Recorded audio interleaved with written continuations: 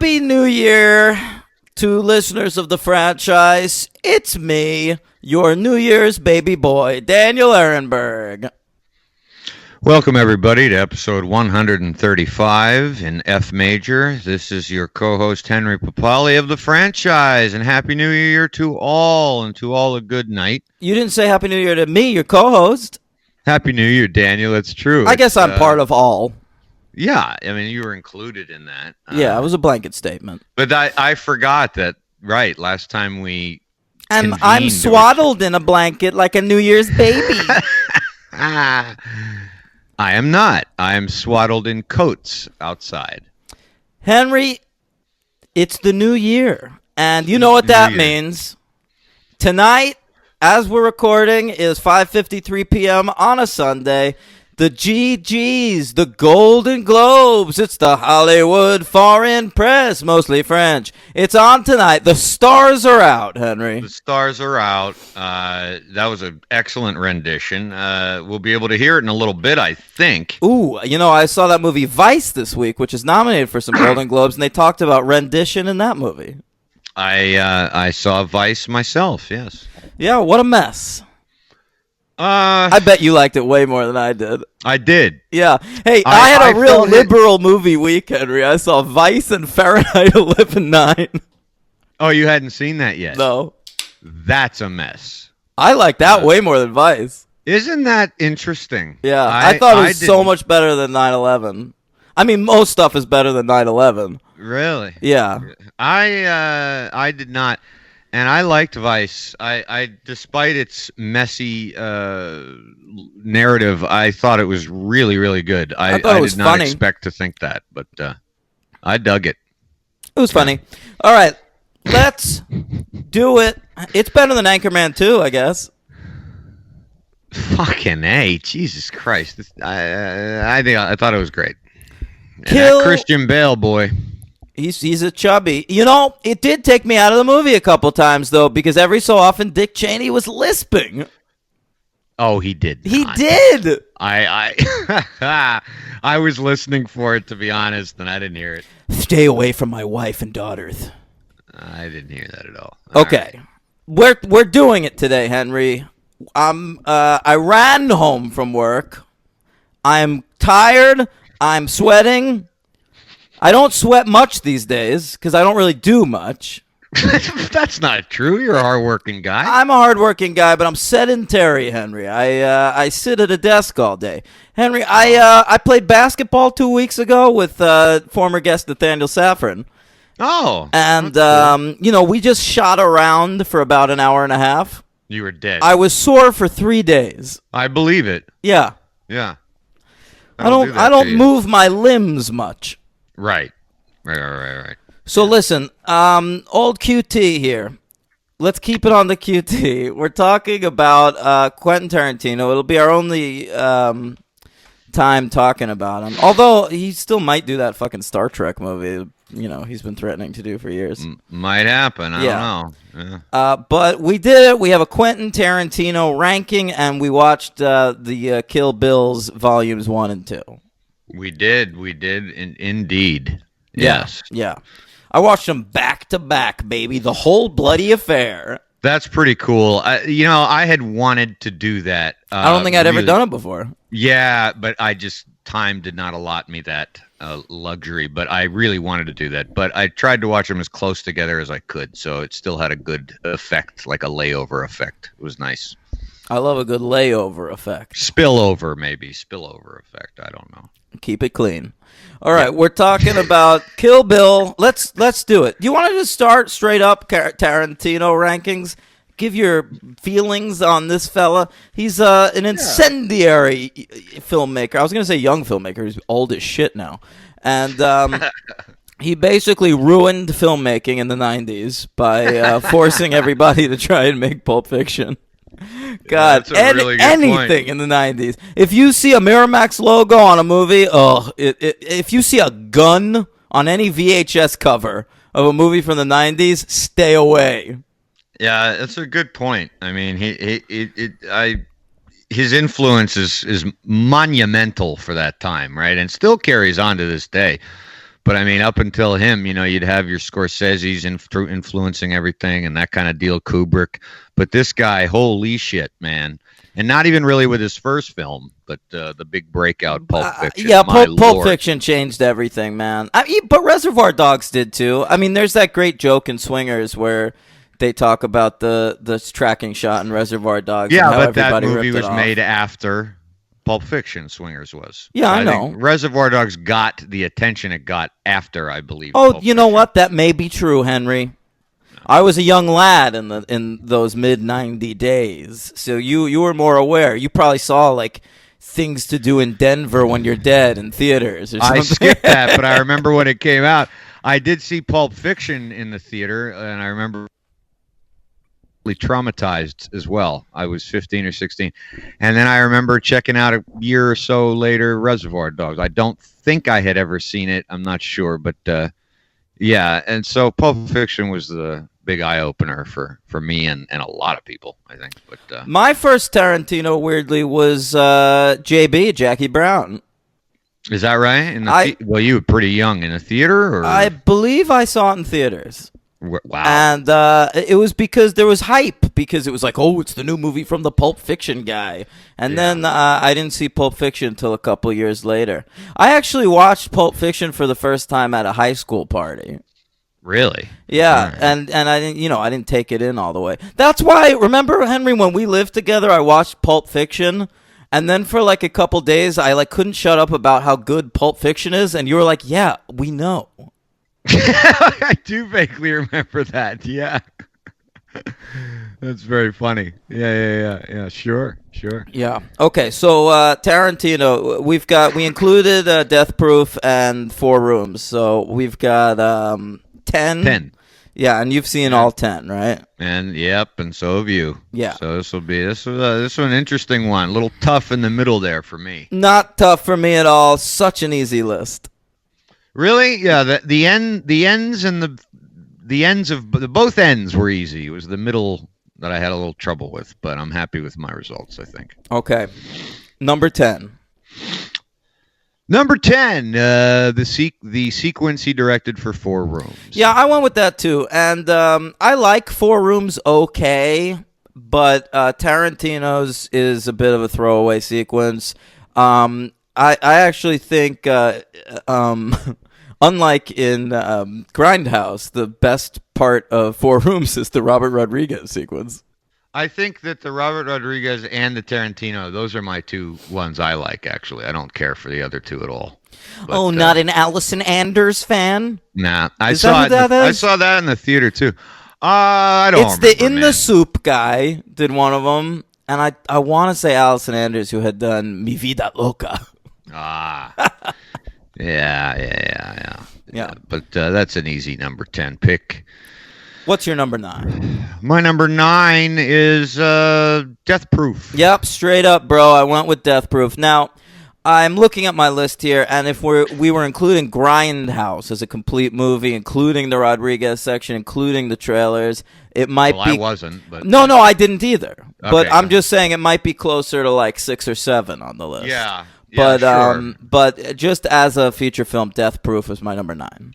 Yeah, I actually don't think I've ever seen it again since I saw it in the theater. I'd like to. I totally would, but I just never But did. it's like I can't in good conscience recommend like Planet Terror to somebody, but like the part in Planet Terror where like the film breaks and then it cuts forward in the movie, that worked for me totally when I saw it in theaters in the context of Grindhouse. Right. Right. It's like that. Death Proof is cool in Grindhouse, but like it's not really a movie. Right. Right. No, true. What's number 8? Here's where we're going to get sketchy, I think, with each other. My number 8 is The Hateful Eight. Oh. Unconscionable, Henry. Yeah, but I think you're going to be happy with, certain other things. So it's a tough list, man. The guy makes great movies. All right, listen. People are going to be probably angrier at my number 8. Well, we'll find out. Here it is. Reservoir Dogs. I knew it.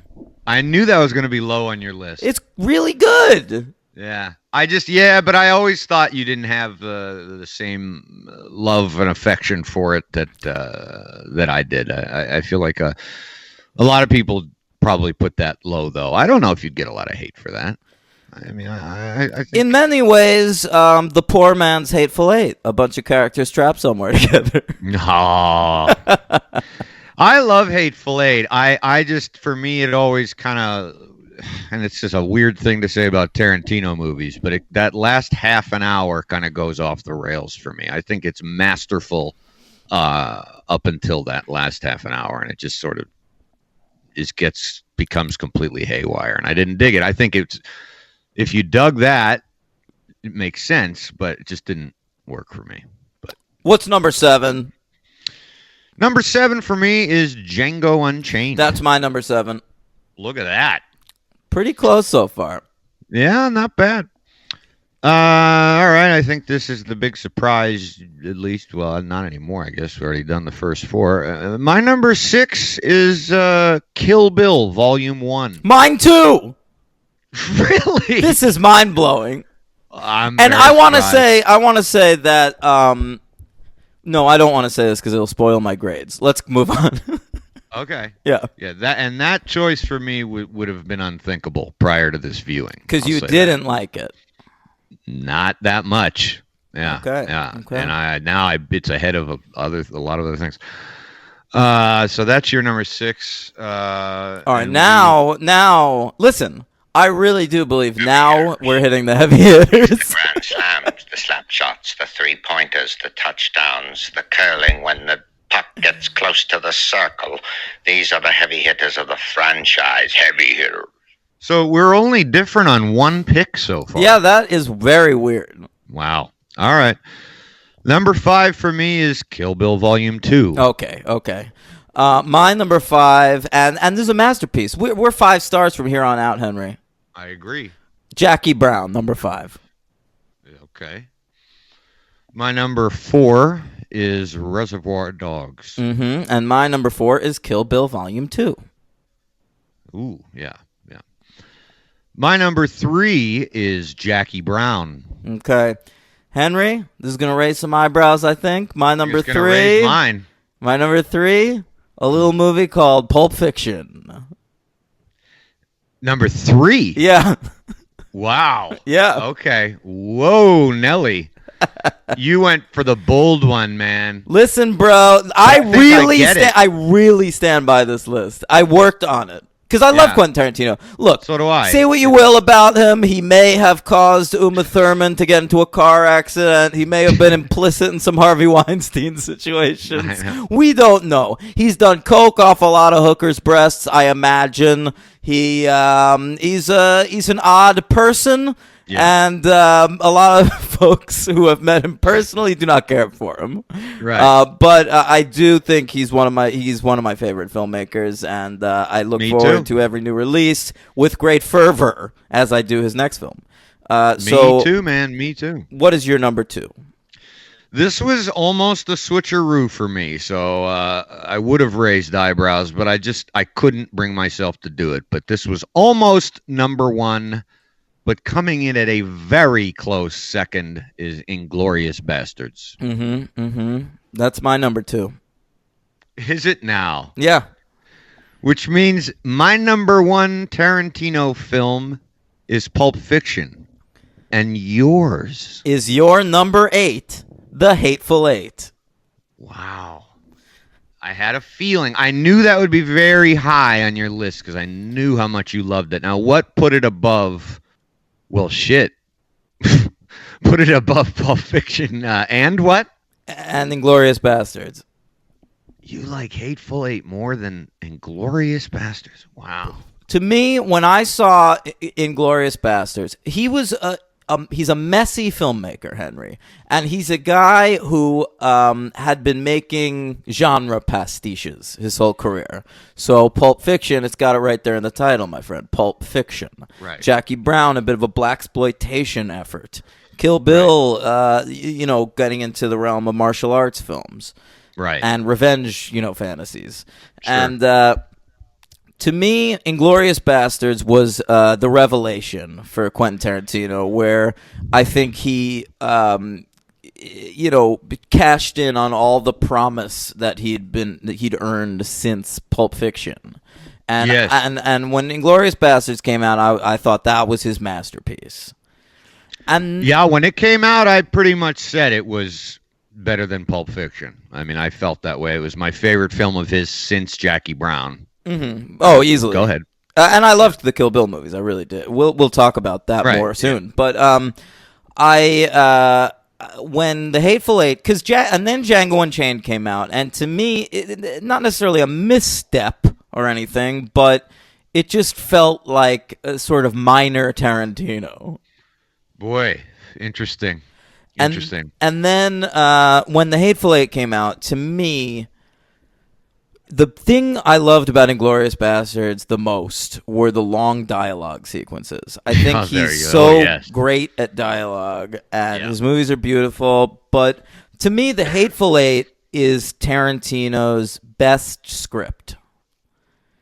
Really? I really do. Pulp Fiction, and Jackie Brown are obviously really fascinatingly structured, and there's a lot to dig into, a lot of layers. But The Hateful Eight, to me, from beginning to end, is just a beautiful piece of work, and I think he assembled his best cast ever in that movie, and frankly, on a personal level, it is a people trapped together movie. It does have Samuel L. Jackson, one of my favorite actors of all time, giving what I think is his best performance ever. And so that's my number one. Well elocuted. Yeah, I mean, Thanks, bruh. Yeah, no problem, bro. I'll just say the reason Pulp Fiction stayed up there, and it's a movie I really haven't watched in many, many years, but I guess to supplant it with, and I find myself, I do this quite a bit when we do these rankings, but I felt to supplant it with Inglourious Bastards was not particularly fair. You aren't being true to the Papali name. Well, yeah, I mean, because Pulp Fiction, I can't, just because I haven't seen it in so long, I have seen it like 1,000 fucking times, and I can't. What years were you in college? What years was I in college? Yes. What do you mean, like during Tarantino's? No, what years were you in college? It's just a question about your life. Oh, okay. Well, if you don't count when I first started and then dropped out and then started again. I started in earnest in 2000 and graduated at the end of 2004. Okay. Did you have a Pulp Fiction poster on your wall? Because that's what I'd picture. No, I never. Oh?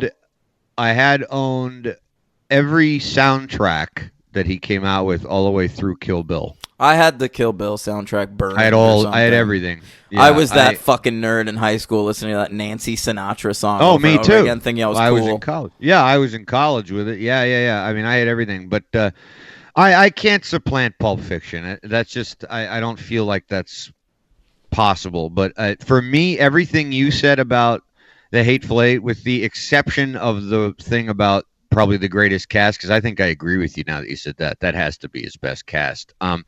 Inglourious Bastards for me is in my wheelhouse, like you with the trapped together in the thing. It's got war. It's got Brad Pitt. World War II. Yeah.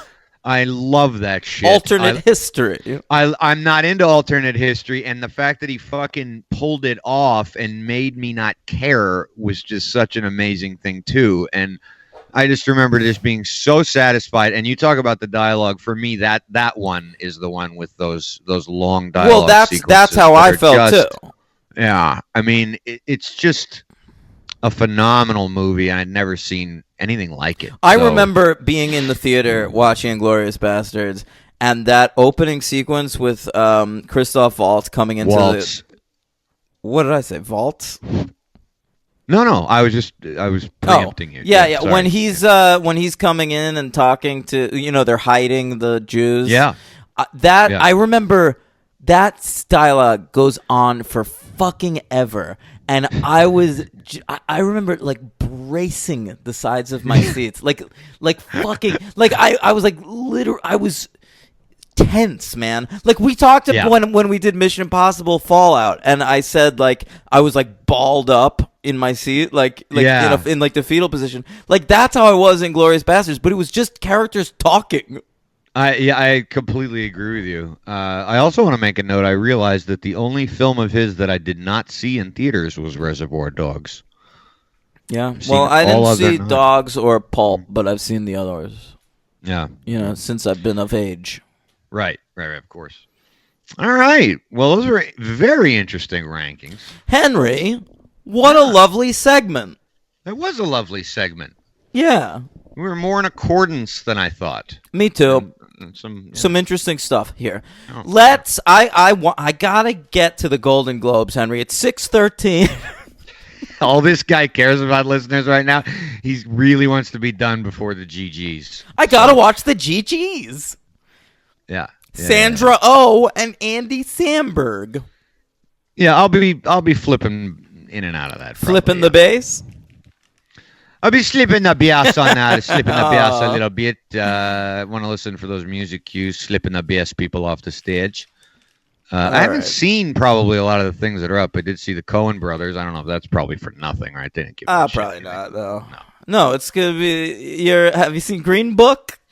No. No, I did not. I think that's nominated for stuff. Henry, could we do the Kill Bills? Yeah, get Let's into it. do it. Kill Bill Volume 1. Of course, this was not supposed to be a franchise. It's kind of a weird series to be doing on the podcast because it was filmed as one movie. Right, No, it counts because it's two movies, but Right, it was right. filmed as one movie. right. And it was made altogether for $55 million.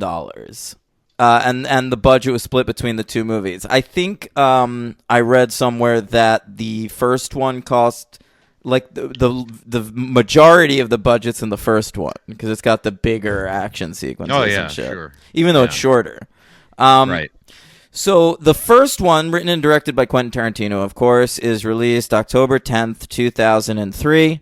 I was there in the theaters. I want to say opening day I saw that in theaters.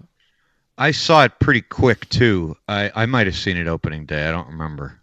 I remember a lot of hype. Yeah. big hype. Well, it was such a big Been a movie, while. Henry. Tarantino, yeah, he hadn't made a movie in like 6 years, and this was like a huge movie, and he had announced it was going to be 2 movies. Everyone was very interested in that, and and do you remember? I mean, you just watched it, so you'll remember this, but they promoted it as the 4th film by Quentin Tarantino. That's right. Which is such a weird thing to do. Like, that's how major he was as a filmmaker. And then when the fucking movie starts, that's the credit in the movie. It says the 4th film by Quentin Tarantino. Well, that's good. That's his choice. Is But it not? that's unfucking heard of. That's a crazy thing for a director to do. Yeah, I agree. It's a mite egotistical. Oh, big time. But I'm just saying, like, that's how much press and pressure there was on this movie. For sure. To deliver. Yeah, I remember it having a really cool trailer. I remember with that guitar riff song going on, and I mean I just The didn't know what to Ting-Tings? expect. The what? Was it the Ting Tings? Or not the Ting Tings? No, Fucking no, the Ting no. Tings. The 5, 6, 7, 8s. No. No, the Battle for Humanity or whatever is that fucking. Yeah, I remember that. There are so many music cues in Kill Bill Volume 1 that seemed awesome at the time, and now they're used in everything. I know. That moment where it like that's in every movie ever made now. It's every. It's everywhere. I feel like that's in Kick-Ass 1 and 2 and the Kingsman Secret Service and probably like 16 Marvel movies. Yeah, it's incredible too that people are just in a funny way. It's almost in a parallel way, I guess. It's almost as shameless as using movie music that was original to a movie for another trailer. You know what I mean? Like this is like not only like Tarantino's the guy who finds this shit and makes it popular, and then instead of someone else finding their own stuff, they don't want to read it, they just take it from him. It's such bullshit, man. I hate when I people agree. do that. Like when you hear Doesn't Hallelujah work. by Jeff Buckley. Like it's akin to like if like Wes Anderson made Rushmore and he just flat out used the sound of silence. But it's like, I mean, you know, Tarantino finds this stuff and then it's his idea. So every single time you're going to hear that one riff, you're always and forever going to associate it with Pulp Fiction. I mean, Kill Bill, sorry. But Freudian slip. You always also will always associate the Dick Dale guitar riff with Pulp Fiction. What's that? But the opening, the surf song, you know. So, you know, but that's been used too.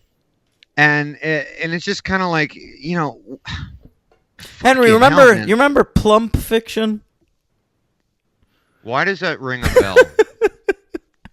I remember seeing that at Blockbuster in the 90s. It was like a Pulp Fiction spoof with fat people in it.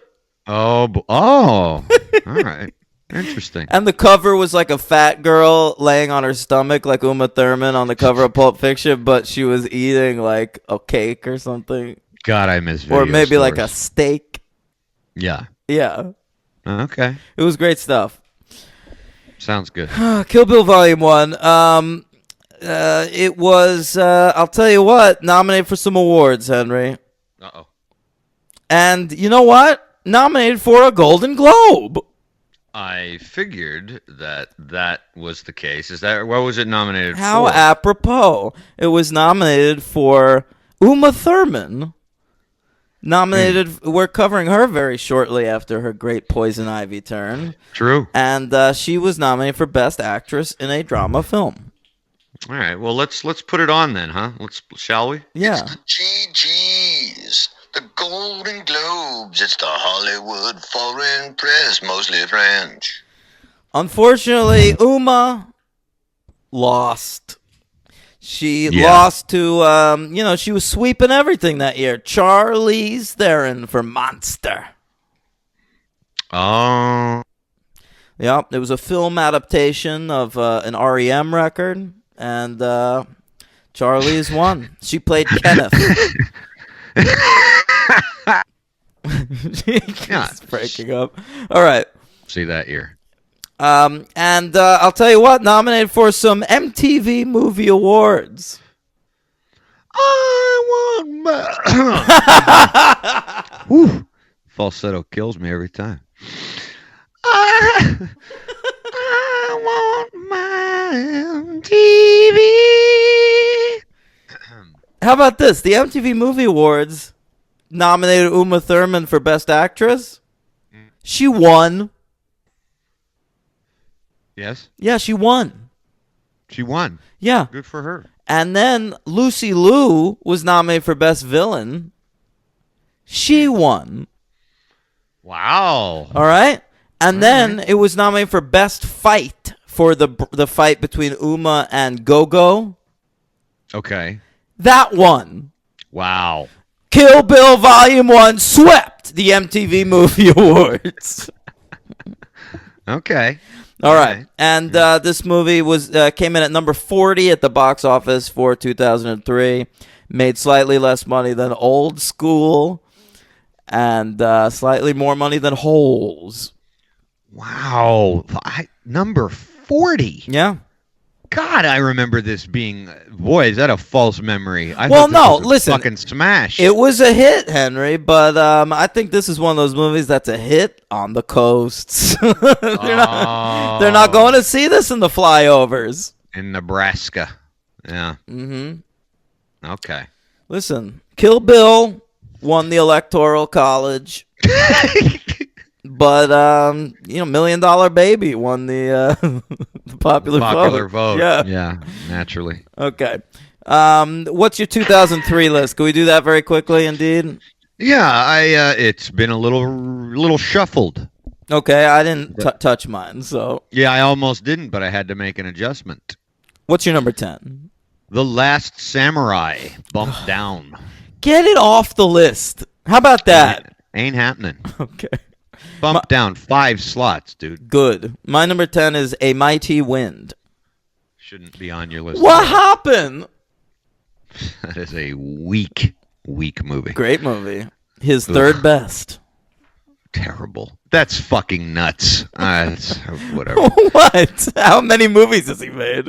Whatever, man. That's not even in the ballpark of Best in Show or fucking Waiting for Guffman. Come on, no, man. because those two are two of the best comedies ever made.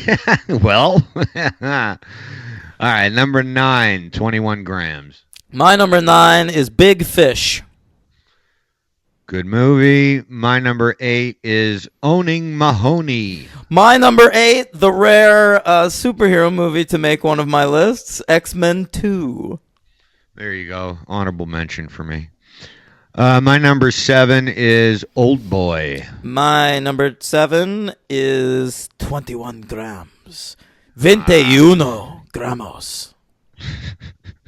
Well done. I don't know if that's Wow. how you say grams. No, probably not. But number 6, Dark Blue. Oh, yeah. Old Ron Shelton. There you go. I just read a big interview. I read an oral history of White Men Can't Jump recently. Really? Yeah, that's what I do with my time. And, so a lot of Ron Shelton chat in that movie, in that piece. My number 6 is The School of Rock. Good movie. In the interest of time, we'll just do Heavy Hitters. Okay. Making its list debut for the first time ever. Well, that's what debut means. Is that what it means? Yes. It means the first time that it's appeared. Yes. Oh, I didn't. Okay. Number 5, Kill Bill Volume 1. Oh, I love it. What an addition to the list. Yeah. You know what? Is it on my list? I fucked up, Henry. How so? It's not on my list. No, okay. I thought the last time we did it, I recall it being on there. No, it should be, but it's not. Let's just pop Mighty Wind right off there and throw. Good choice. Yep, I'm gonna throw Kill Bill in over here at number 4. So my number 5 is The Shape of Things. Okay. What was number 5? I'm sorry. The Shape of Things. Oh yes. Okay. Number 4 for me is City of God. Okay, my number 4 is Kill Bill Volume 1. Number 3 is The Station Agent. Yeah, good. My number 3 is American Splendor. Honorable mention for me. My number 2, which you might dislike more than my number 10, but I can't remember, is Master and Commander. My number 2 is... Oh, excuse me, full titles, please. Master and Commander, The Far Side of the World. Thank you very much. Question mark? Yes. My number 2 is All the Real Girls, a movie you still haven't seen, but I thought of a way to get you to see it, Henry. Oh. I recently did, because I was reading an interview with a great actor, and he mentioned that he was in this movie, and I forgot he was in it. Okay. Shea Wiggum. One of your favorites. One of my faves. Saw him last night in the Vice there. Oh, yeah, that's right. He showed up in there. What is he murdered Cheney's mom. Oh, my God. All right. All right. Speaking of murderers, my number 1 movie of 2003 is Errol Morris's not Errol Morris, of course, The Fog of War. And my number 1, speaking of murderers, is the great Eric and Jacob, stars of Elephant. Okay. Yeah. You had fictional murderers. I had a real one. Yeah. Well, it's based on real ones. Right. The Trenchers. Right. The Trenchcoat Moff. Sure. The Grand Moff Tarkin. Henry, Yeah. Kill Bill Volume 1. Now, I would like you to talk about it a little bit because you fell in love with this movie upon rewatching it. Yeah, I really did. This is a movie when I saw in the theater, I was so excited for it. And I really tried to ignore the anticlimactic aspect because I knew that it was a part one. But it's such a good cliffhanger. You know, well, okay. I just want to say, it's fucked up that we covered Matrix Reloaded and Revolutions, which were intended as two separate movies and written as such. Right. And the cliffhanger at the end of Reloaded fucking sucks. This movie, which was intended as one movie, the cliffhanger is awesome. Well, the other difference is we're talking about, which I'm realized. So I saw it in the theater. I really wasn't very into it because I'm wasn't really into the martial arts thing that was going on there. I had, I think, different tastes, different expectations back 15 years ago. It was just really not my thing. I remember hating the anime sequence. I love that sequence. Yeah, I'm saying what I felt at the time. I remember not even giving a shit about the Crazy 88 fight sequence. I was just exhausted and bored. And I watched it as soon as it came out on DVD to give it another try because Volume 2 was coming out, and I liked it even less. So then I saw Volume 2. We'll get to my opinion of that in a little bit. But then over the years, I think I had seen a few bits and pieces of Volume 1, and I was like, I think I'm changed my taste a little bit. I'm a little harsh on this movie. It's pretty cool. And then on this watching, absolutely, completely did a 180 on it, and just loved every second of it. Found everything in it that I disliked that I loved. It's completely stacked with the absurdity and brilliant dialogue and hilarious jokes and great camera work and that you expect from Tarantino. So it was all there right in front of me at the time. I think I might have had some like Jackie Brown syndrome going on maybe back then too, where I was kind of wanting more of the same. And what I realized this time is the subject isn't the same, but it's so much him. Well, I also think everything in it really, I really, really dug it. And I also think it really mattered to watch it in succession with the follow-up. It really, I don't want to say should be one movie because it works as two, but it works as two, but if you watch them as a whole piece, it enhances both of them. Absolutely. And so I fucking loved it. And I mean, this was a movie that for years, even with me and you and our group of friends, I just outright dismissed. Never had any interest in even talking about it. I feel much vindication here. Yeah, I understand. I loved it. Every minute of it I thought was great. And while I still like Volume 2 more, I don't like it much more. And that was also surprising to me. It's very good. It's just superb. So the end of Kill Bill Volume 2 has Cara Deen giving this long speech about Superman. Yeah. And, about how... Superman's the only superhero that wakes up as Superman and then puts on a costume to become Clark Kent. Not true, but yeah. Who else? That's all I was thinking about when he was talking about that, even though it's very engaging and he's great in that monologue. Cara Deen has a lisp too, and it bothers me. Big time. I didn't remember that at all, but he totally does. Yeah. The thing about the Superman thing is, as soon as he started talking, I was like, about the Superman idea, I was like, this is what everyone says. This is what? I said, this is what everyone says about Batman. No, that's bullshit. No, everyone always. I mean, that Bruce Wayne is the mask and Batman is who he is. Okay, but that's a psychological study of Batman. Superman, when he wakes up, is essentially to his core Superman. He was born Superman. Yeah, well, that's where that's where he straightens it out a little bit, and I think he's primarily I thought where he was going with that monologue, which we're already talking about. We're not even into that movie yet, but it's okay.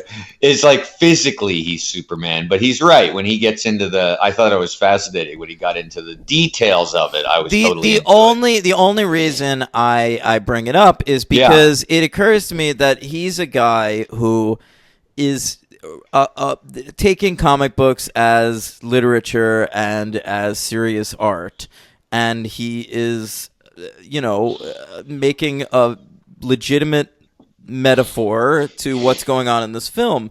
And I think what the Kill Bill movies do for me is they take a really outlandish genre and a crazy concept and super insane characters. I mean, assassins named after snakes and shit. Right. And like it tightens it up into a series of characters and character moments that you genuinely care about. Yes. And to me, I'm not a huge fan of martial arts movies either. And I know there are some masterpieces, and I've watched a few Bruce Lee movies over the years. Me too. But I didn't. Yeah. But to me, what Tarantino does is he takes a genre that is known for something, and a genre that he implicitly loves, and makes it palatable for somebody like me, a Quentin Tarantino fan, by making it a Quentin Tarantino movie. Yeah. And I think that's a really beautiful thing. He probably does the same thing for some people with Jackie Brown, except I love blaxploitation movies. Yeah. Right. No, I think you're right. And I mean, I guess I also just forgot how fucking funny it is. And that was surprising to me. I'm talking about Volume 1 right now, and there's just the sequence.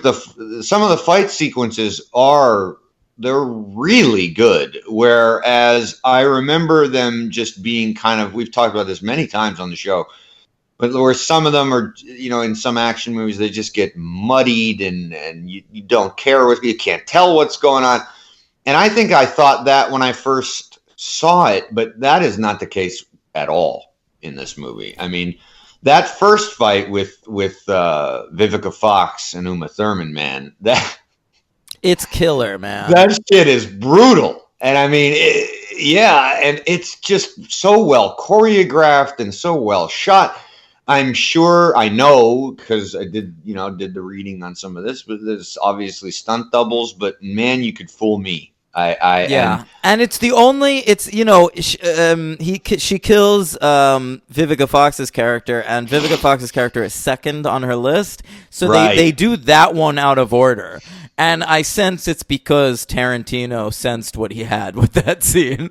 Oh, really? That's interesting. I mean, it might have always been intended to be the first scene, but I think it's just such a baller sequence, and it's such a simple little fight, and you've heard, I mean, speaking of the franchise, the thing he wanted to do for Kill Bill Volume 3 someday.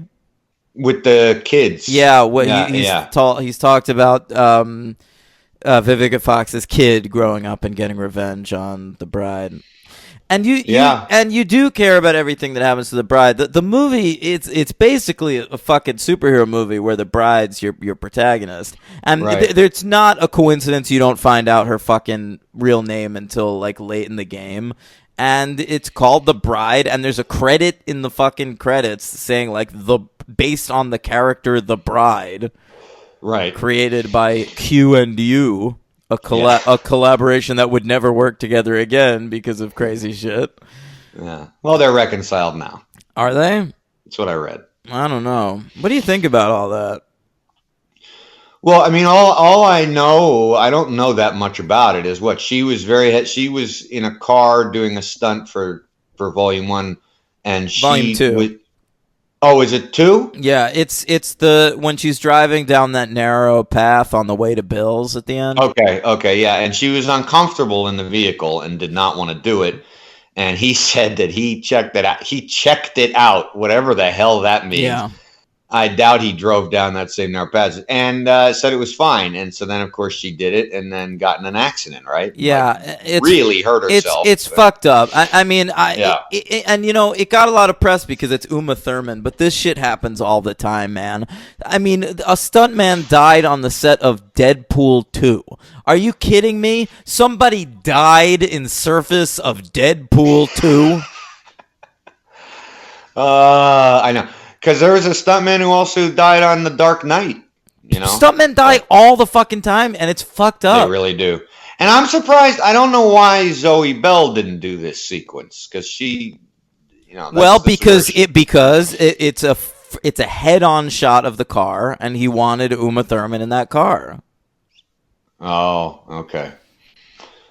Yeah, I don't know, but I mean, you know, if she's forgiven him, then I mean, she didn't for years though. She was Sure, like under no. secrecy by you know Miramax. right, Yeah. right. Yeah, I know. Old Harv. Ugh. Yeah. But Not to bring Sonny, this to she- a grinding halt. right. Well, you know, and there are things in there that are just. I mean, I don't even know if you want to say he gets away with, but I mean, the most grotesque thing in Kill Bill Volume 1 that is just so fucking disturbing. I mean, I think you already know where I'm going to go. No, I but don't. I'm- Oh, are you talking about I'm Buck and I'm here to yeah, fuck? I mean, you know, holy shit, dude. That's I mean, cringy, man. it's what? It's cringy. Yeah, I mean, you know, it's grotesque, and I mean, it's almost like I This just happened in real life, Henry. Do you hear about that lady that gave birth? no. There's like a lady that's like been in a coma for like 14 years or some shit. Yeah. And this just happened in like Arizona or something. And she just gave birth, and they don't know how she got pregnant, and they think that someone like that worked at the place that she's staying in, like raped her. Jesus fucking Yeah. Christ. And so this mean- happens to the main character in this movie. Oh my god, I know, and it's so horrifying. What is interesting is that it affects her obviously, but they don't really ever bring it up. Like no other character seems to be aware that this had happened to her as well. You know, because there's a lot of talk by Vivica Fox and Bill and even Michael Madsen. Not so much by Lucy Liu or Daryl Well, Hannah, the but one that, who's you know, that checking- she's been wronged and she should be pissed, but nobody is acknowledging. Oh yeah, and by the way, she was being raped for 4 years. Yeah, I don't think many of them know that. To me, Bill doesn't know that. I think No, but so it's like, why even? I mean, if you're gonna put it in, I guess you could put. But why? I don't know. He's just so fucking graphic sometimes. I know. when he doesn't need to be. if anything, maybe Daryl Hannah's character, Elle Driver, knew about it. She's the one that's been assigned to check on her in the Right. hospital, and she's the one who kind of hates Uma Thurman's character the most. Right. But I mean, I could do without that still, but you know, I kind of mean, can too, but I fucking love the shit where she like slams the door Oh on that yeah, guy's I mean, head. of course, it's great. Yeah, and the big toe sequence, move That's your big great. toe, is so That's great. great, and we get lots of great close-ups of Uma Thurman's feet that Quentin Tarantino can jerk it to all the live long day. What it is Uma's got great feet. Okay, so her feet are amazing. I want to get as many close-up shots as her toes. Is that your Quentin impression? You're not talking fast yeah? enough. I just did He's that on on. the spot. He's Oh, on is it way not? more. Is He's it on not? way more coke than that, man. Okay. The thing about Ennio Morricone.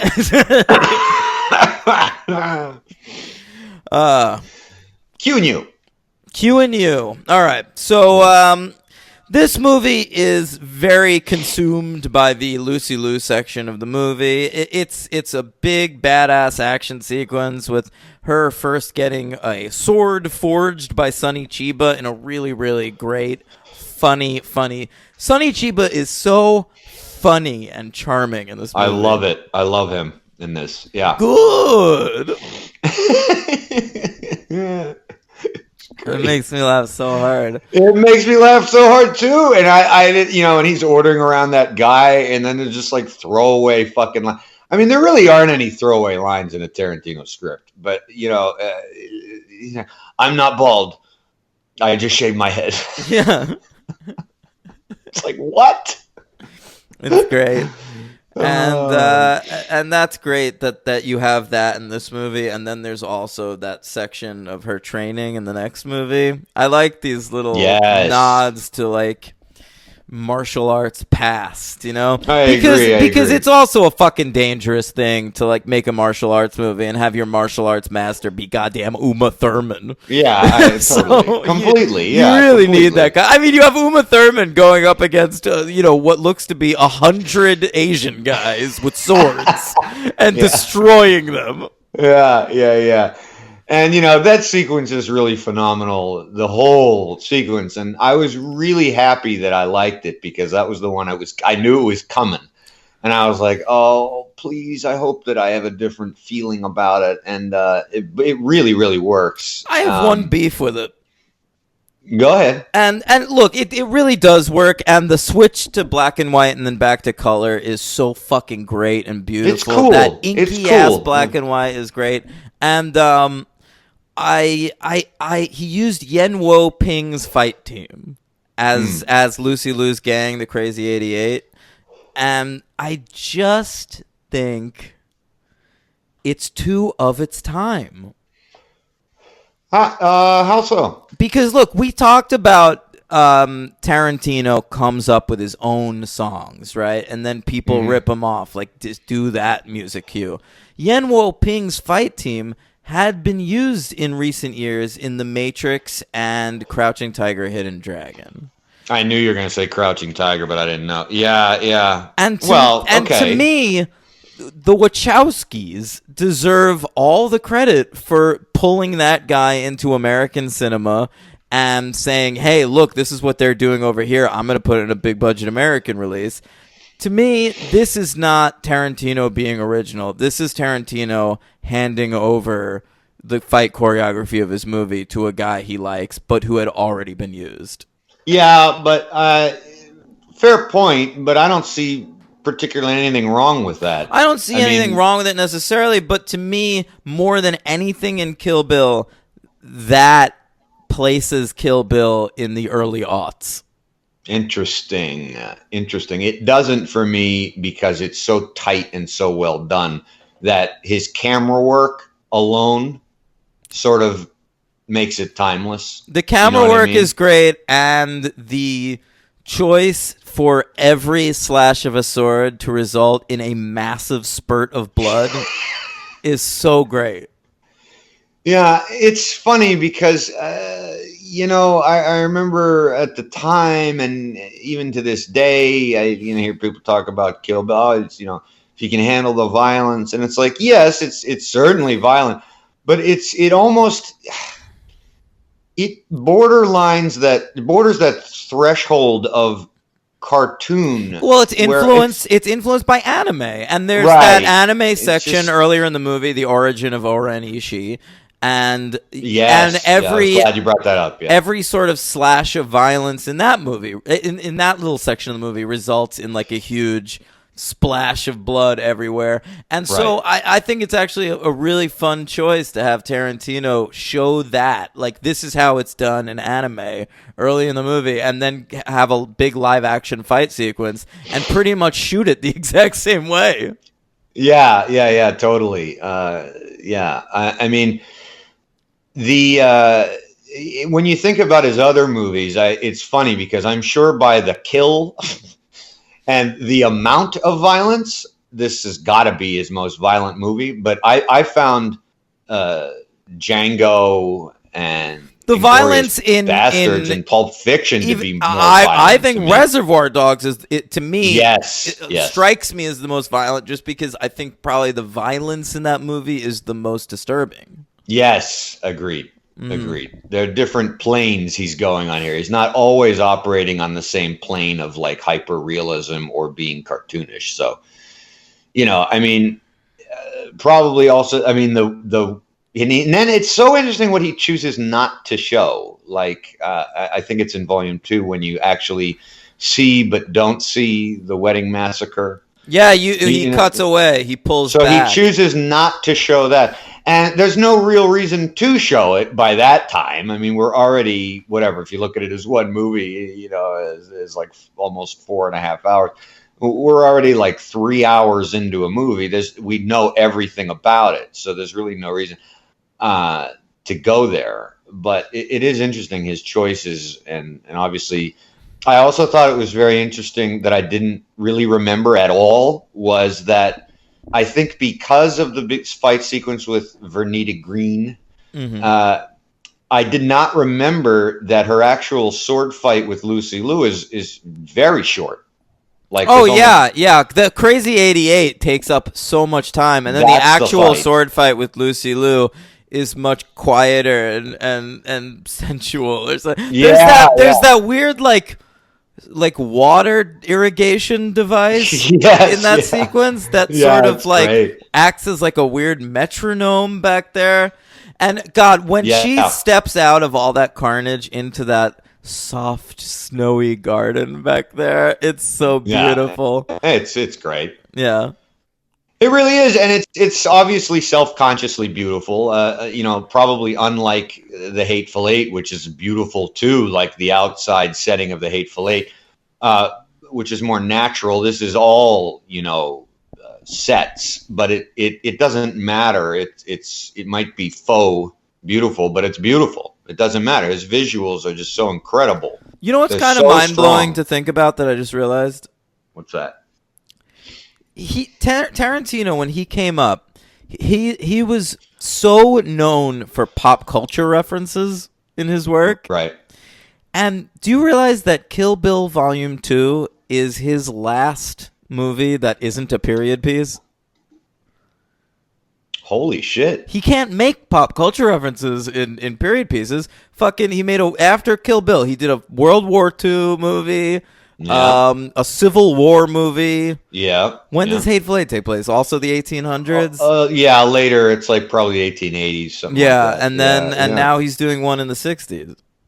Right. Yeah, it's very right. Oh, quick! I thought there was obviously there's so much to talk about, so many self-references in there to his own things. But I thought one of the funniest ones I never remembered ever was when Uma is talking to Vivica Fox in the kitchen, and she makes a Pulp Fiction reference when she draws the square. She's like, "Oh, come on now, that don't." Oh yeah. Yeah. I was like, "Oh, that's." I didn't even catch that, but you're right. That is a Pulp Fiction reference. It has to be. Yeah. Oh, okay. You got anything else about Volume 1? Oh boy. Well, since we don't find out in Volume 2, I would like to ask you why I had this weird thing in my head that at the end of Volume 1, when she cuts off Julie Dreyfus's arm, Sophia Fatale. Yeah, Julie Dreyfus. Very weird. Yeah, I know. And when Julie Dreyfus was in this movie, I had in my head, like, oh, is she like an up-and-comer? Is she going to be like a big star or something? And then you never heard of her again. I know, and I don't know why. She's very cool. Yeah, she's all right. I mean, she was on Seinfeld for so long, and then she decided to do this. And then she just retired after Seinfeld, right? She was on Curb for a little bit. Oh, yeah. But I had it in my head, I don't know why, that the bride cuts her arm off, and then when she has her in her trunk and then rolls her down the hill to the hospital, I could have sworn that either she or Bill did more damage to her, cut off everything, and she was just like a fucking trunk. Really? Yeah, I don't know why I thought that. I was like, oh god, here comes this shot where Bill's got his arms on her shoulders and they're gonna pull back, and I don't know why I thought that. I thought for some reason, especially when Uma says to her, "This is a fucking Eli Roth movie." Yeah, I know, right? And I was relieved that We didn't do that. Yeah. Plus, Uma says, for everything you lie, you tell me I'm going to cut off something you're going to miss. And I was like, oh, boy. Yeah, but... You took that yeah. very literally. I took it quite literally. Mm. Yes. Anyway, no, man. Great fucking movie. And What do you give it? Referencing it again very soon. Fuck, man. I'm going 5. You are? I'm going to go 4.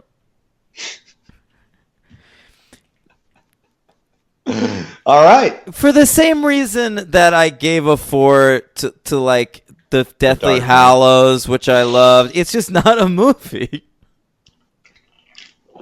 Oh, you got to get over this things that are the beginnings of, it's the first part of something. It's great, but to this me, is what held me back 15 but years to ago. me, and now this it's holding you feels, back. it doesn't even feel like half of something. Like, I feel like Kill Bill Volume 1's like 20% of the story, and then the I entire don't rest of agree. the story is in Volume 2.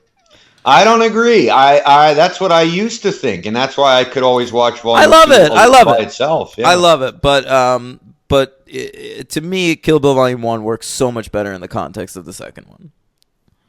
It's All getting right, a 4. I loved it. Yeah. All right. Well, who's your MVP? My MVP is gonna be I'll go with Lil Umi. That's who I'm picking on. Yeah. Yeah. I mean, she really carries this flick. I wanted to give it obviously to Quentin, but I wanted to stick with She actors. carries for this one. flick on her toes, man. She really does. LVP, very hard, very hard, very hard. I really don't know. It's hard to pick one. The Ting-Tings? Everybody serves a purpose. You know what? The band is kind of No, dumb. I'm joking. Well, I they're love kinda- the band. Eh. That, by the way, that's another song that gets used everywhere. They started playing that ooh ooh ooh ooh, Yeah, and I you're was like, "What am I absolutely right. watching? A Mac commercial?" Yes, you are. That you're absolutely right. Yeah. No, I don't know, man. Who do you have an LVP in this? I was gonna go Julie Dreyfus. I knew it. Hmm? I don't see what your issue with her is. She's totally fine. You could have had a stronger character actress in that role. Jesus Christ. The whole movie's filled with character actors. Yeah. Give me another. So why is this rando in this role? I don't know. I'll go with the 5, 6, 7, 8. Okay, fine. And is there a superhero count for this? Indeed. And it's not as big as I thought, but here we go. That's what they say when you take your pants off.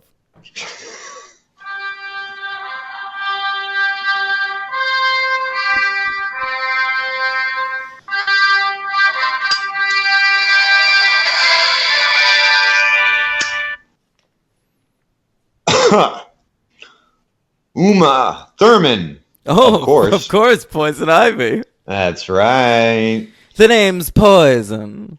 Poison Ivy. Boy, am I glad she made Kill Bill after that. Yeah, she's also my super ex-girlfriend. Does that count? No, I couldn't do it. Okay.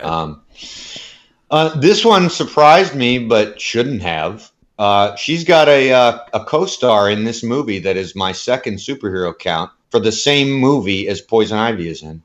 Oh. Vivica Fox. She was. That's right, as Miss B. Haven. That's her name?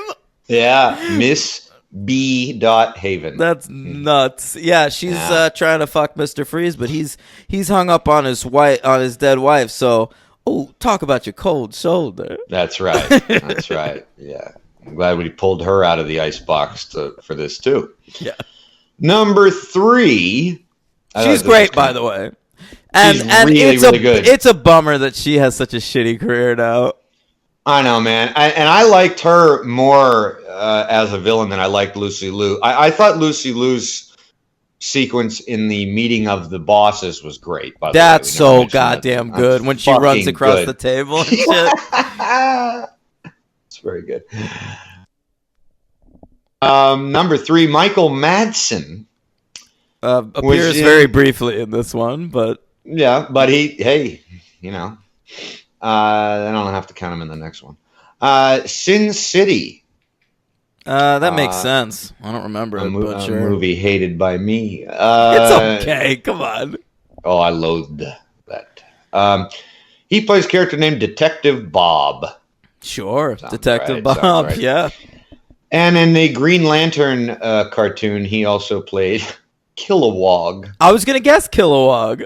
Really? Yeah, it sounds about right for him. Michael Madsen, Kilowog. Julie Dreyfus was in the TV series The Crow, Stairway to Heaven. Oh, how about that? I forgot you that was go. a thing. Played a character named India Reyes. And this one I found interesting because it brought back nostalgia. If even I couldn't remember anything about this character, I know this character coming up in my brain from my Batman knowledge. Michael Bowen. Who's that? That's Buck. Oh, he's here to fuck. Yeah. When he's when in Jackie Uma Brown. Thurman, He's in everything now. when with Uma Tarantino. Thurman does that little drawl when she kills when she whatever when she says your name is Buck, you're here to fuck. I Yeah. love the way she delivers that line. Anyway, go ahead. He is in Gotham, As who? and he plays Matches Malone. Yeah, that sounds familiar. I remember that character. Right? Remember Matches Malone? Yeah, because Gotham's all obsessed with the goddamn mob part of Gotham City, which I couldn't care less about. Although, my friend Gallagher, who listens to the podcast, after that dude was talking about how good Gotham got in later seasons, Yeah. Gallagher took it upon himself. Let's fucking call this guy's bluff. He started from the beginning, and he dropped off around the same spot we did, Henry. Okay. And now Gallagher's in the middle of season 2, and he's down with Gotham. Is that into right? it. Yeah.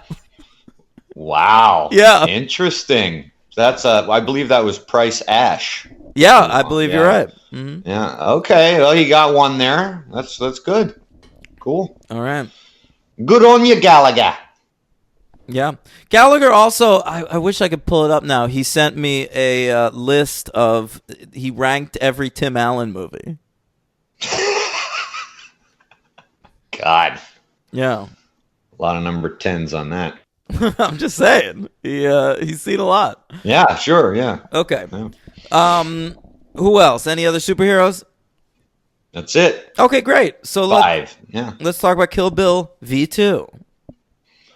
Yeah. QT, of course, directing. It was released April 16th, 2004.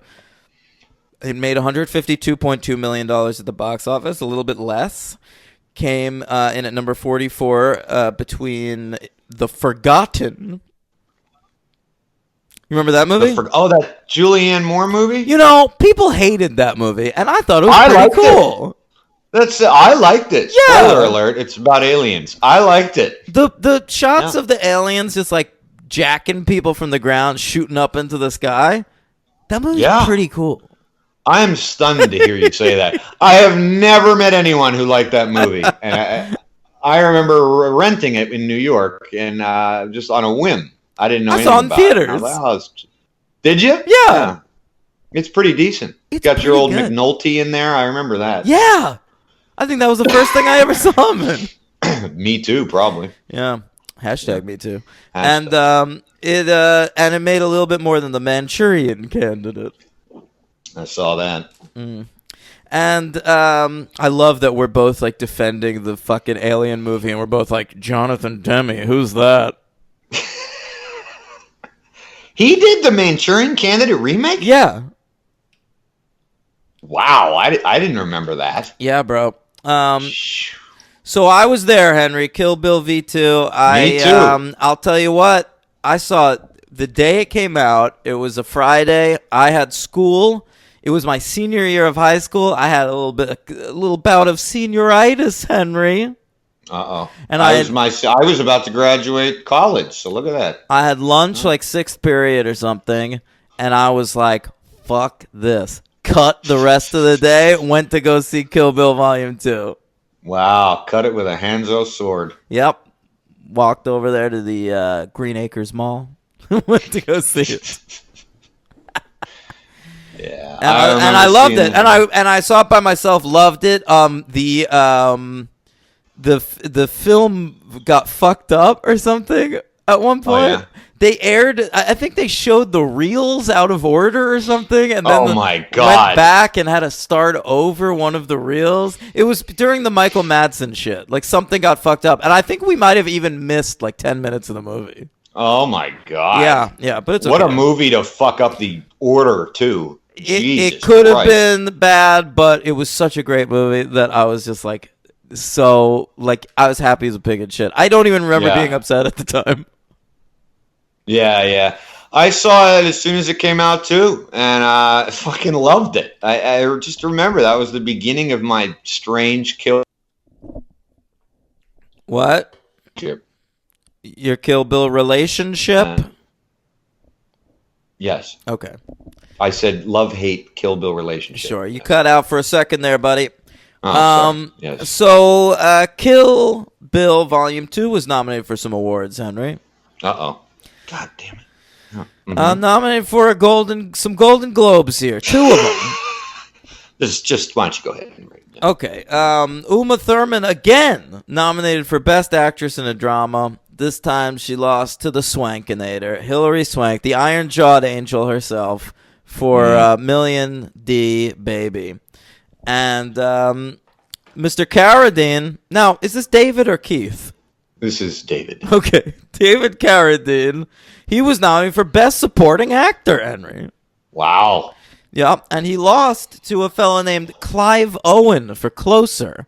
Remember Clive Owen? I What happened to that guy? don't know, but I was always a fan. I was an early Clive Owen fan. I remember. Oh yeah, did you watch Banachek or whatever he was in? Chancer? Banachek. No, but I saw him. I could be wrong that this was his screen debut, but I feel like I'm right. I saw Croupier in theaters, Look at you. and I loved it, and I still love it. And I was like, "Who's this cool fucking cat?" And he was around for a good 8 years. Is he still alive? Of course, he's still alive. Hey, oh, Would it make the news if he died today? I hope so. I mean, where is this guy? He was don't a know. big star. I don't know, man. I don't know. He was in a Bourne movie. He was in the Children of Men. He was in that one that I always confuse with Naomi Watts, Sean Penn, and Nicole Kidman. They made 2 exactly identical movies. One called The International, and one called The you know what I'm talking Informant. about? The Informant? Yeah. I never remember which is which and who's. They're with both who. in that? No, it's Clive with, I think, Naomi Watts, and then the other one is Sean Oh, yeah. Penn and Nicole Kidman, or I have it reversed. He was in Yeah, Sin City. He was in fucking Inside Man. He Yes, was in he's that great in that. Duplicity movie. He was like Well, a big yeah. deal. yeah, he's great in Inside Man. Yeah. And Hey, and then he just passed away or something. Maybe he's just taking some time off. But he's not. I'm looking at his IMDb right now. He's working. He's just in shit you've never heard of. Really? Yeah. This past All right, year, well. 2018, he was in a reimagining of Hamlet told from Ophelia's perspective. In a movie? Yeah. Okay. With Daisy Ridley. I think like Huh. Clive Owen shows up in your movie now and it becomes invisible. Yeah. He was also in a Netflix movie this past year called Anon. Have you heard I've about seen this? That, yeah, it's floated by on my. This is a whatever Netflix movie trending even one. Henry hasn't seen. That's right. Look at that, folks. He's going to Yeah, be in the next Ang Lee film, too. Oh, really? Yeah. Okay. How about that? Check it out. Yeah. All right, so there he's around. Okay, whatever. So, anyway, Clive Owen, Closer. But no one remembers that as the Clive Owen movie. Everyone remembers that as, of course, say it with me, Natalie Portman's Butt, the movie. I like that movie, Closer. Yeah, It was it's- Mike Nichols. Yep, good movie. Henry, nominated for some MTV Movie Awards. Oh, God. Okay? Mm-hmm. I'd like to hear that theme song. Oh, boy, I only thought I'd do that once a show. I want my MTV. First of all, by the way, neither of these movies nominated for any Oscars. That's a little surprising. The Oscars I would've like thought maybe Quentin Tarantino. It should have won like a cinematography or editing, sound. yeah, mixing. editing. How about editing? Ah, It's fucking ridiculous. yeah. So anyway, MTV Awards. They gave it second year in a row, Henry. Best fight. They won for the Daryl Hannah fight in the trailer. All right. And then Uma was again nominated for Best Actress, but this time she lost. You know? Who'd she lose to? I'm sorry, you cut out. I didn't say yet. She lost to Lindsay Lohan for Mean Girls. That's a jip. Yeah, and it was nominated for Best Picture, Henry. Yeah. Can you hear me? Yeah. Okay. Yeah. But unfortunately, it lost to a little movie called Napoleon Dynamite. And I don't know why. Can you imagine that shit? Wow. That's the most 2004 thing that's ever happened. Napoleon Dynamite Very winning true. the MTV Movie Award for Best Movie. That is very true. Yeah. Wow. Wow. Oh, they loved it. They loved his tots. They loved his liger. They loved her sleeves. Who could forget? Hey, man. I haven't seen Nap Dino in a long, long time, but I loved it. It's good. You know, I also recently read an oral history of that movie. Who are you, Shelby Foote? Listen, all they're- you're doing they're- now is oral histories of They're this and that? connected. I believe I was on the toilet one day. I love oral histories of things, so I Googled oral histories. Yeah. And I found some kind of page that was like the best pop culture oral histories on the internet. And Yeah. on both on that page were White Men Can't Jump and Napoleon Dynamite. So I read them both. Okay. Yeah. Oh, hey. You know, What do you got? some of the best reading gets done on the toilet. It sure does. Henry, what do you got for the top 10 of '04? Number 10, I got The Bourne Supremacy. The Bourne Supremacy. I'm stalling because I don't have my list here. You want me to read my HMs while you stall? you Sure. got No, go ahead. Collateral. No, I Ocean's- found it. Okay, Oh. my number 10. My number 10 is Munich. What is it? Munich. Yeah, I heard Panic. Okay. Munich. Oh, Like the Munich. country. Right. Is that a country or a city? It's a city. Okay, sorry. That's fine. That's good work. Yeah. That's 2005, but I'll let What? you go. Oh, you're right. It Yeah. is my 2005 list. Yeah. I don't have a 2004 list. You don't have one? No. Listen, if you want to hear my 2004 list, go back and listen to the episode where we covered Harry Potter and the Prisoner of Azkaban. All right. There you go. Yeah. Otherwise, well, I'm gonna read you mine. can read yours. Number 10, The Bourne Supremacy. Number 9, Primer. Number 8, Fahrenheit 9/11. Number 7, Anchorman. Number 6, Layer Cake. Number 5, moving up 2 spots, Kill Bill Volume 2. I love it. That was my number 1. I remember that. Okay. Number 4, Spider-Man 2. Number 3, Sideways. Number 2, The Aviator. And the number 1 movie of 2004, Eternal Sunshine of the Spotless Mind. Oh, right. And that's like my number 7 or 8. And you're always like, well, why don't you like that movie? Right, and that's the voice I do it in. Ah. Yeah. Kill Bill V2 starts with a sweet previously on Kill Bill sequence. True. Done stylishly in black and white. And she's driving a car, so like the whole time I'm thinking, is this the scene where she got crashed? But it's not. Then so the majority of this movie is taken up with the Michael Madsen and Daryl Hannah shit in the West. It's sort of like, where does it take place? Texas? Well, her massacre was in Texas. I think it is. There was a part where it led me to believe that a lot of it was in California. There's a couple lines that Daryl Hannah says and then Bill says where it made me think they moved on to California, but I don't fucking know. I think it's in Texas. It looks like fucking Monument Valley or something. Like, Yeah. it looks like something out of Once Upon a Time in the West or something. Yeah. And I really love that whole section of the movie. This is a much slower, more deliberate Kill Bill film, but It is. the set pieces are really extraordinary. It starts with that great flashback to the wedding. Oh my! And Yeah. her scene with Kill Bill, his name's Kill Bill, is extraordinary. And we get some great foot shots, and Kill Bill, he's out there, he's just blowing on a flute. Yeah.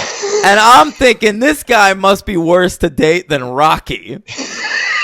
Because you're probably just like post-coitus, like trying to like get Right. some fucking rest. You're pulling Right. out a cigarette. He's pulling out a flute. Yeah, he's gonna lull you to sleep while your cigarette's in your hand. You'll burn the bed down. And he's Yeah. not even like, performing a song or anything. He's just sort of like punctuating his own musings. with, Right, like, right. He'll like say something profound and then go like, woo-doo-doo-doo-doo.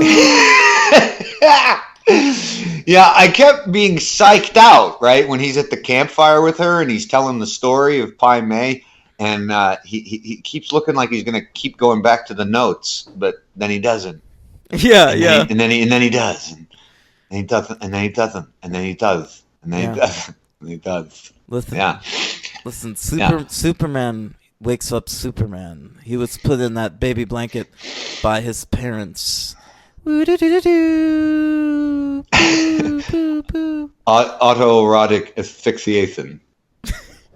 Fucking Kara, dude. Get those S's together.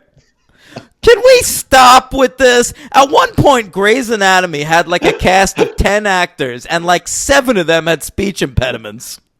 Work on your speech impediment before you become an actor, all right? You'd think it would be kind of important to becoming an actor to try to get rid of it. And how does Christian Bale become that famous with the fucking speech impediment like that? And he's not winning an Oscar for this movie because Dick Cheney did not have a speech impediment. He wins an Oscar for The Fighter, where it's very conceivable that weird fucking drug addict would have a lisp. Yeah, but I think he should get it for this. No, he piece, shouldn't. really. You're out of your fucking mind. You're out of your fucking mind. You haven't seen First Reformed yet. I saw First Reformed Oh, yeah? quite a long time ago. We didn't talk about that. That's my movie of the year. I know it is. Yeah, it's very, very good. You don't think Ethan deserves that shit more than this guy? Oh, he's superb. He's superb. I haven't made my 2018 list. I got Nor a ways have to go. I. Someone asked us to do it this week. I think it might have been what's that guy's name? I like that guy. He follows me on Twitter.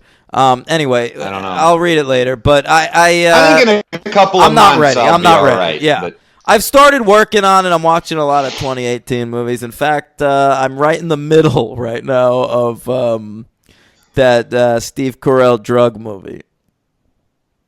Which one is that? You know, beautiful, beautiful, beautiful, beautiful boy. Yeah, I'm right in the middle of Roma, folks. And That's an enjoyable film.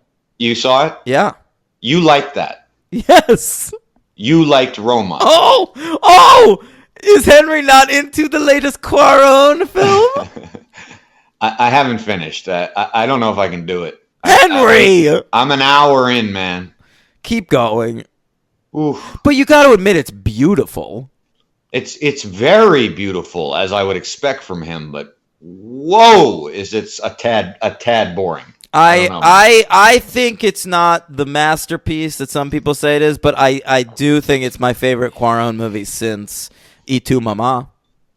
I had no fucking way would ever say that, but I mean, I'm not done, so I don't know. Check out the rest, bro. I will say, can I just point out what a charmed life Alfonso Cuarón has lived? You know, I'm kind of down with the weird sisters making fun of Alfonso now, because this guy, he sets out to make his most personal film ever. Like, this is my memoir in film form. Right. And the best he can do is write a movie about his childhood maid.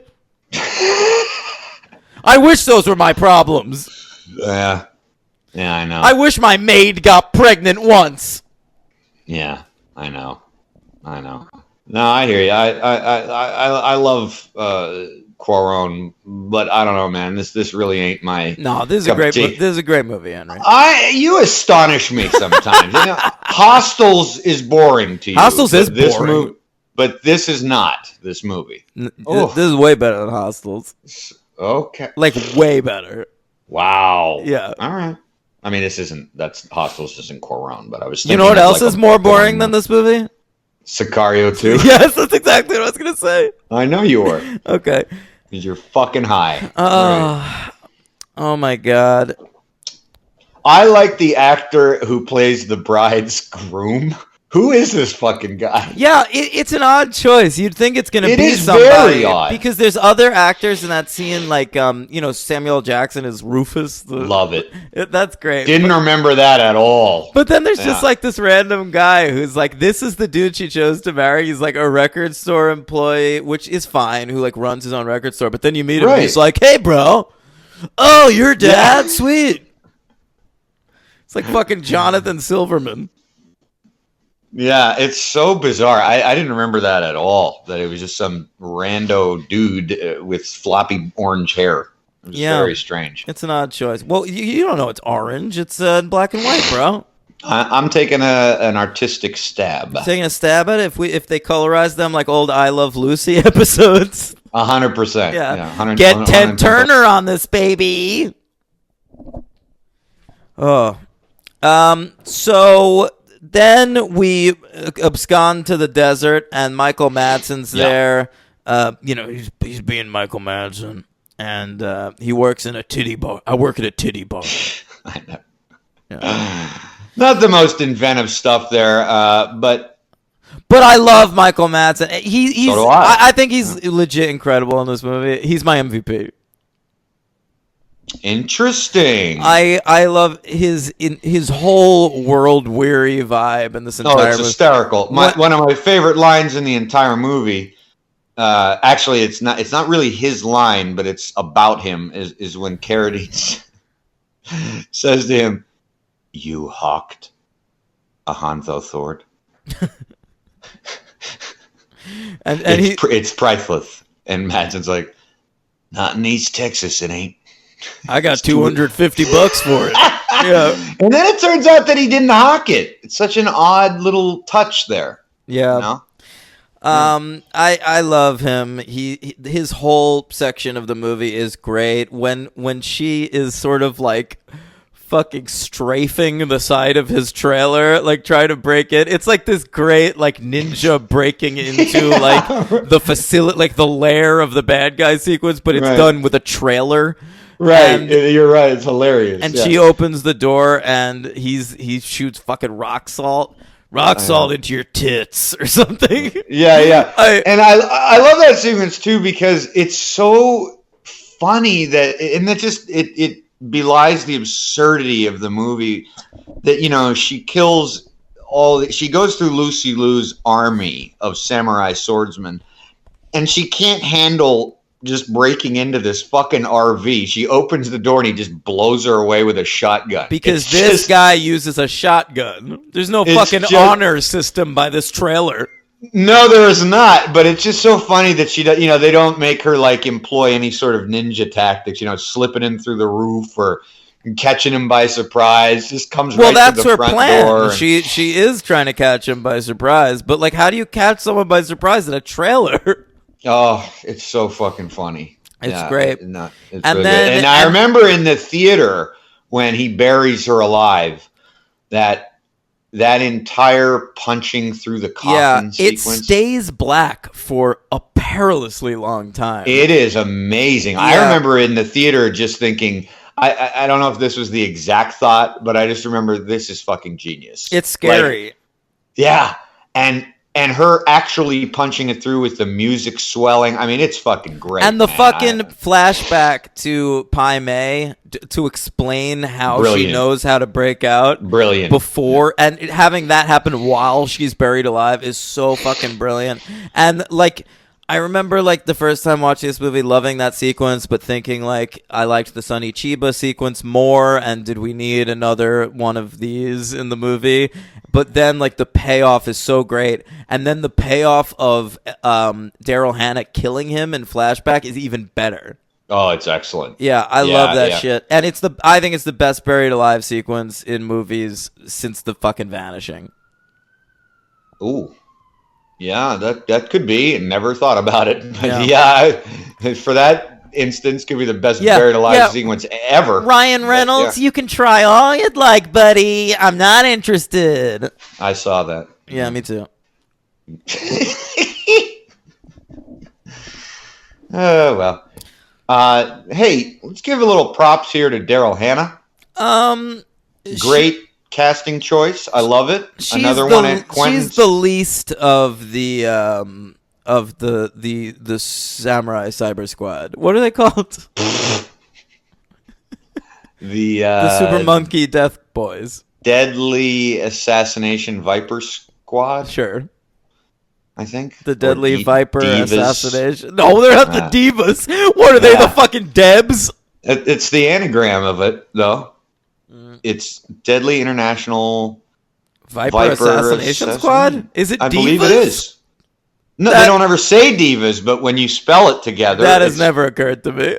Yeah, I think I'm right. I think it spells it out. But anyway, Holy shit, man. They should have had the Bella twins on that team. there you go. I disagree. I don't think she is. I don't really think there is a weak link in that. I think the choice of her is so unique and weird.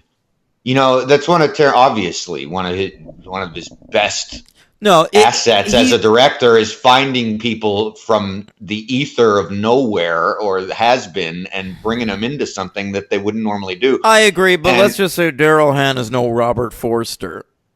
She's no Robert Forster, I agree, or Pam Grier, No. but she's really good in it, and I love her conviction. I love when she's explaining to Michael Madsen after he gets bitten by the snake, and she's like reading it on this little notepad. Yeah. that That part's pretty cool. But like, she's a great fight, like a great that's counterpart That's to the fight. best part of it. She's a great visual wearing Yes. that fucking eye patch, and I love when she's in the hospital wearing her little doctor's eye patch with the medical symbol on it. Yeah, the Red Cross on it. Yeah. But when she fights Uma, that is a great fight. MTV had it right, and I fucking love when Uma. That's the best, maybe the best moment in this entire movie, Henry. When Uma just Yeah. pops her other eye out of her head, just plucks it from her face, pretty amazing. and Yeah. You know, and she asked she- her first, "How did that happen?" You know, which I was. and Daryl Hannah loses her shit. That's Daryl Hannah's finest hour. Just losing her mind after It's she great. loses her second eye. It's great, man. And Uma fucking steps on it. That visual, With the what? I'm sorry. the What? visual of Uma stepping on the eye, like it, Ugh, it just they- sort of like squishing through her toes. Yeah, it's disgusting. It's so goddamn good. Yeah. No, it really is. Yeah.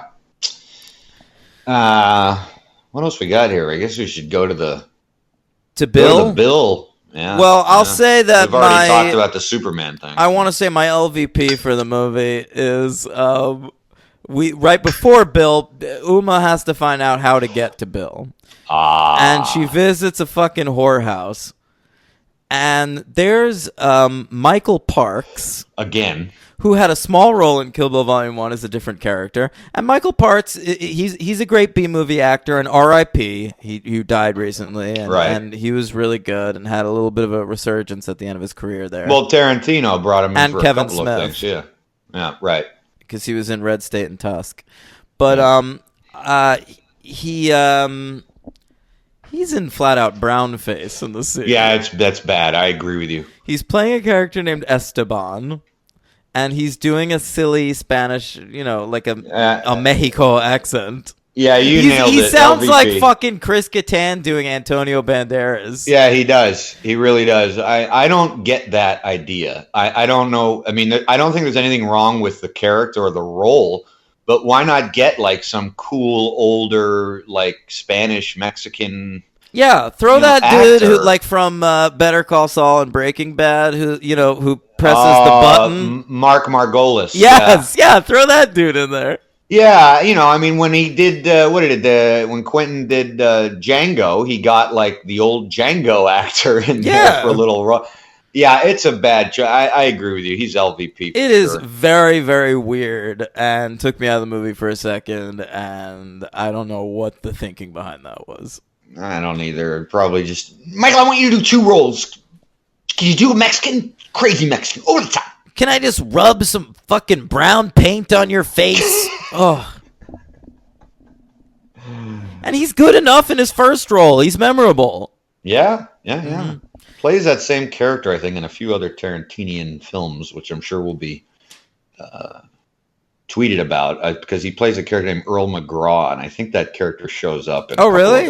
Yeah, I think he shows up in like From Dusk Till Dawn. You know what? I something like think that. you're fucking right, dude. Yeah. Yeah, that And sounds maybe familiar. another one too. Yeah, yeah.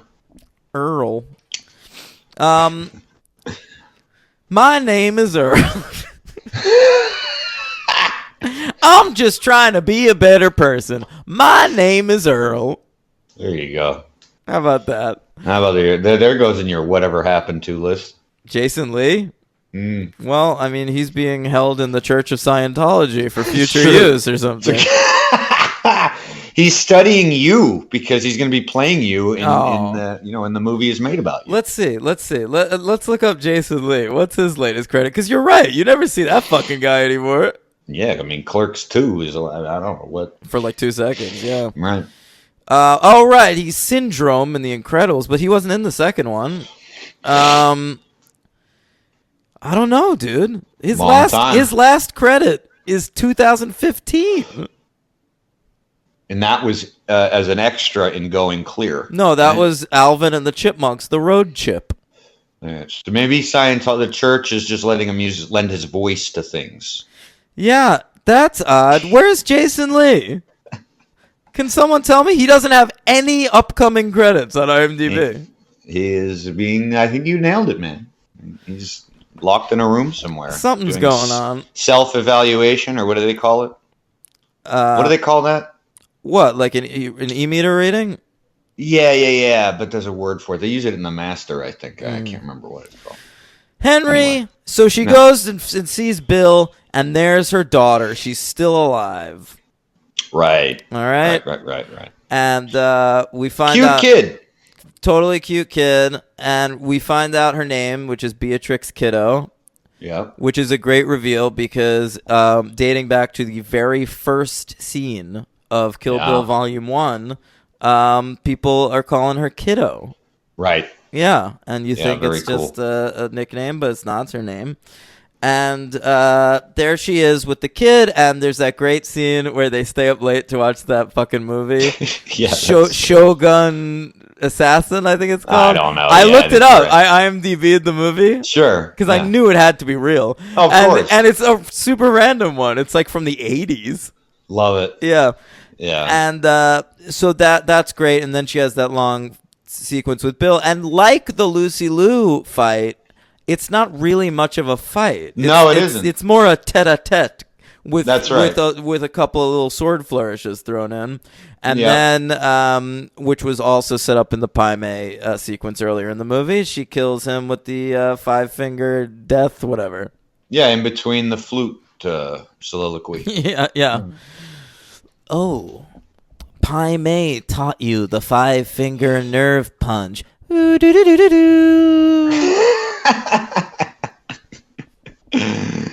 That'd be a frustrating thing to have a conversation with somebody like that, right? I mean, Well, in the it middle of was everything you're frustrating, saying. bro. I Yeah. remember when I was in high school, you had friends that would just like walk around with acoustic guitars, Oh. and they're just goddamn finger picking and strumming all the live long day. You can't get a word in edgewise. Oh, Yeah. Eek. Yeah. playing some Jack Johnson tunes. And Henry, Yeah. she goes off at the end of the movie with the kid. I love the little flashback sequence with her in the hotel where Bill says, or Oh, there's me that too. assassin that goes after her. Yeah, that was great. That's a great I sequence.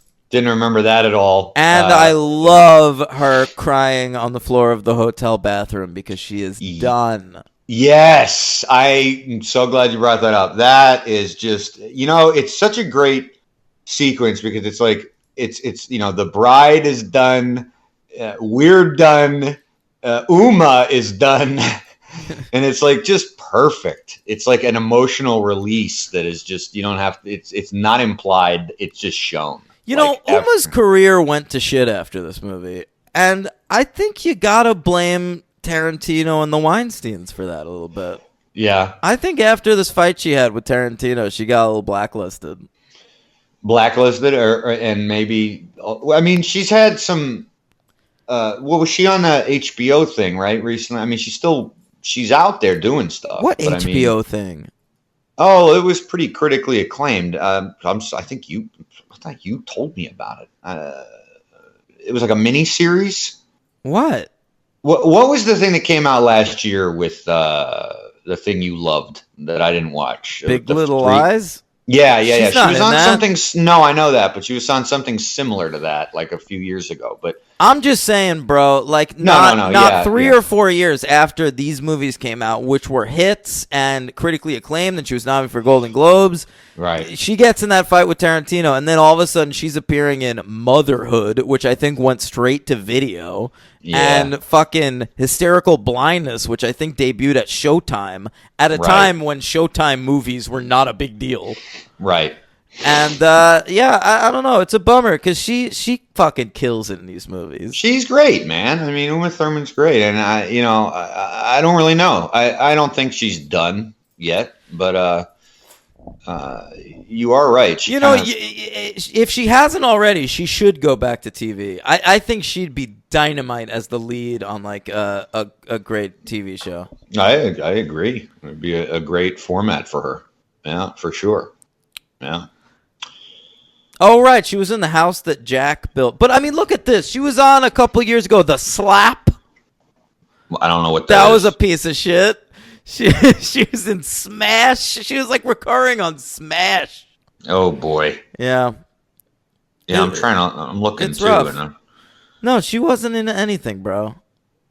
boy, you know what? Isn't that funny? Maybe that was it. Hysterical Blindness that I was thinking about. That's the Showtime movie I was talking about.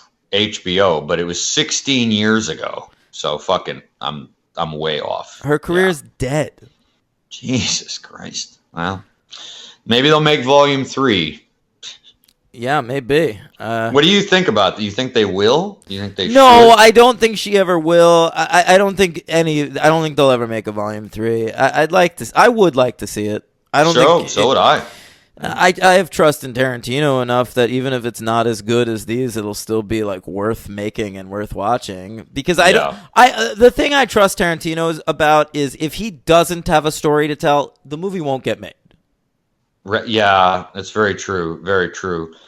I mean, I don't think that I don't know if I believe him with this. I'm making 10 movies and I'm out.